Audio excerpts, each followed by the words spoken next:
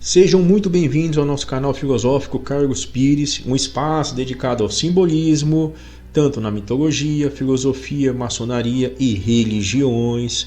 E aqui, na sequência de nossos estudos sobre o livro da lei, a Bíblia Sagrada, falaremos hoje de um capítulo extremamente fascinante e relevante nas colunas maçônicas, uma passagem do livro de Eclesiastes ou do Pregador, capítulo 12, versículo 1, 7 e 8. O capítulo 12 de Eclesiastes tem o título A Velhice.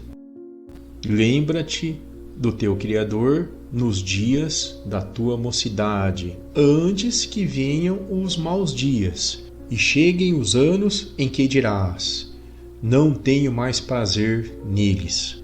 Aqui leva a gente a pensar um pouquinho sobre essa questão de que todo mundo só lembra do Criador, do princípio gerador do mundo, do grande arquiteto ou de Deus em momentos de sofrimento, desespero, angústia ou medo, quando o avião dá aquela balançada ali na turbulência, quando você tem algum problema de saúde, algum familiar, você está passando ali por uma crise, uma depressão, uma draga terrível, financeira, econômica, algo desse tipo, aí você vai rezando, pode ser para Deus, pode ser para o diabo, pode ser acender uma vela ali em qualquer lugar, no mato, porque a hora que a água bate ali no queixo, o pessoal se apega a qualquer coisa, é o estado de necessidade espiritual, digamos, uma excludente da ilicitude no mundo ali divino das abstrações. Chegando os tempos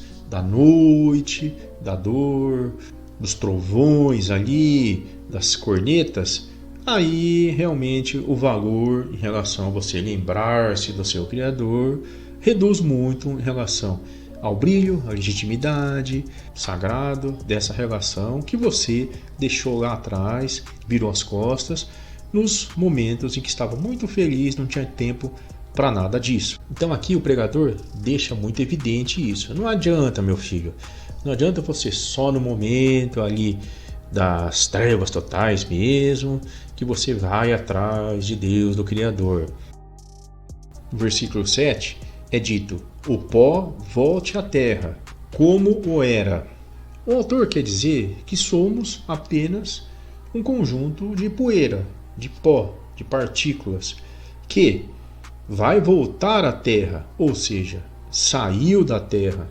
Então nós éramos um conjunto de elementos da natureza, do solo, ali em meio às raízes e pedras polidas ou brutas, e por um certo momento, por alguma razão desconhecida, essa poeira, esses pós, se ergueram da terra, saíram da terra e se transformaram em um ser humano.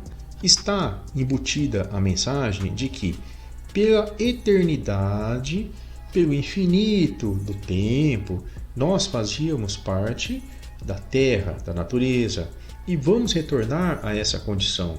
E por um breve lampejo, ali um lapso de tempo muito curto, praticamente insignificante, nós tivemos essa pobre, rápida e fugaz existência.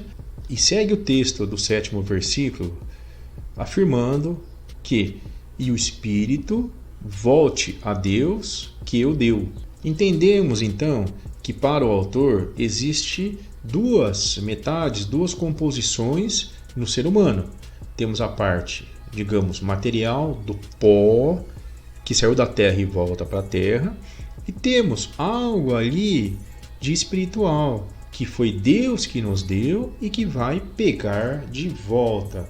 Agora fica coerente entendermos que esse pó que saiu ali da natureza teve essa condição, teve essa sustentação ali de existência devido à presença desse chamado Espírito que veio de Deus. É aquela história da fagulha divina, daquela pequena chama que temos em nós, que foi também uma hipótese defendida pelo pai do gnosticismo, o Marcião de Sinop, ali no século I da Era Comum, E depois toda a tradição gnóstica, esotérica, trabalhou em cima dessa interpretação da composição dupla do ser humano, que tem lá ecos no platonismo.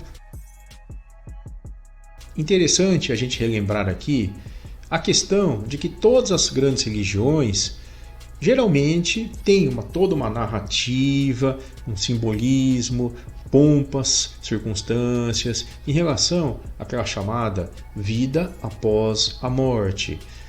O judaísmo é uma exceção. Então, para os judeus, que inclusive em relação a vários elementos simbólicos, metafóricos, contribuiu muito para a estruturação de toda a tradição maçônica, não é tão relevante ou não é nada importante o que acontece com a pessoa depois que ela morre. Simplesmente ela volta para Deus, é o que é dito aqui. Pó volta ao pó da natureza e o espírito vai para Deus, que o criou, que o deu, e ponto final. Mas antes de você voltar para a Terra lá como um montinho de areia, não se esqueça de se inscrever no canal, de ativar o sininho, porque assim você não vai perder nenhum dos próximos trabalhos. Muito obrigado.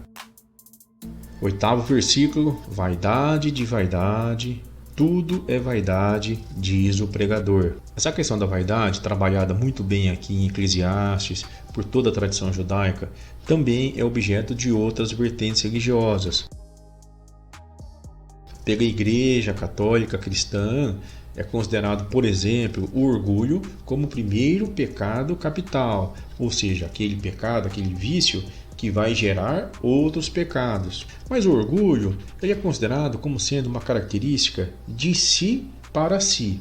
Então, a pessoa que é orgulhosa é aquela que tem uma visão de si positiva, de brio, de coragem, de valor. Ela, com uma frase muito batida, clichê hoje em dia, né?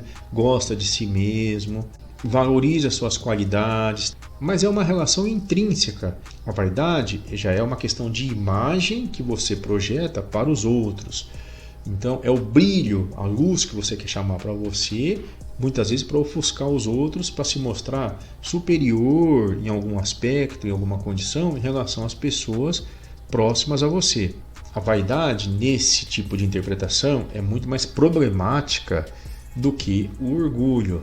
E o mestre antigo ali de Eclesiastes já afirma que tudo é vaidades. A vida, a nossa existência, uma vez que você é apenas um montinho de pó e uma fagulhinha que Deus te emprestou por um tempo, devia apresentar um viés um pouco mais humilde, sereno, pacífico, tranquilo, sem ganância, sem ódio, sem essa ânsia pelo poder e pela projeção de sua imagem pessoal, institucional ou tribal. Hoje, no século XXI, vemos muito isso nas redes sociais, nos grupos, onde cada um quer aparecer mais que o outro, muitas vezes de uma forma completamente equivocada, caótica, destrambelhada, e projetando esse tipo de aparência, de máscara para todo mundo, que obviamente não engana ninguém. Todo mundo sabe que ali atrás está uma fraude, uma pessoa que realmente não leu Eclesiastes,